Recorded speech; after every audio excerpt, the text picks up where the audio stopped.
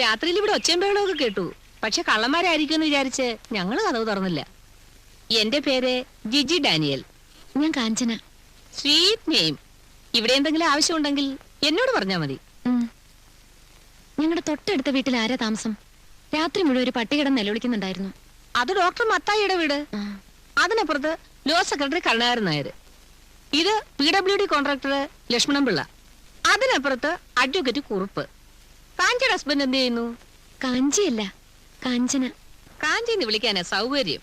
Husband മൂപ്പര് എഞ്ചിനീയറാ. PWD? അല്ല, PWD engineer ആണോ? എങ്കിൽ ഞങ്ങൾ ഈ കോളനിക്കാർക്ക് അദ്ദേഹത്തോട് ചില പരാതികളൊക്കെ പറയാനുണ്ട്. ആ എഞ്ചിനീയർ അല്ല, ഇത് വലിയൊരു കമ്പനി. അവിടെ കൺസ്ട്രക്ഷൻ കമ്പനിയിലാവും. Bye mom. ബൈ മോനു, ബി കെയർഫുൾ. ഓക്കേ മോനാ.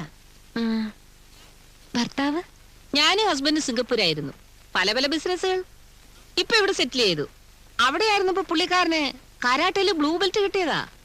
ഇപ്പൊ ഒരു ഹോബി എന്നുള്ള നിലയ്ക്ക് കോളനിയിലെ പിള്ളേരെ കരാട്ടെ പഠിപ്പിക്കുക.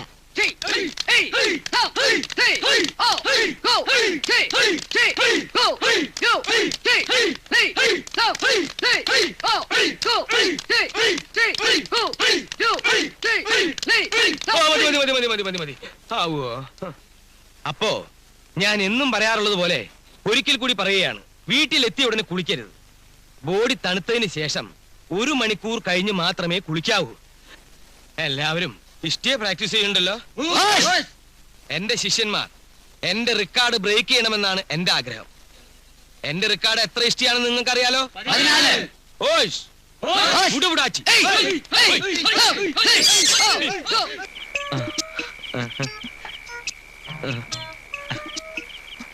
സുലോചന തങ്കപ്പൻ എന്ന പേരിലെ തങ്കപ്പൻ.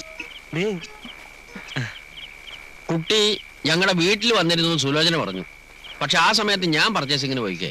ഹലോ എഞ്ചിനീയർ സാർ, പുറത്തേക്കൊന്നും കണ്ടില്ലല്ലോ. ഇത് ജിജി ചേച്ചിയുടെ ഭർത്താവ്. ഞാൻ സുലോചന തങ്കപ്പന്റെ ഭർത്താവ്, സാധാ തങ്കപ്പൻ.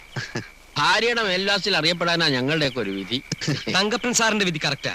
പക്ഷേ ഈ ജോർജ് ഡാനിയലിന് സ്വന്തമായിട്ടൊരു മേൽവാസം ഉണ്ട്.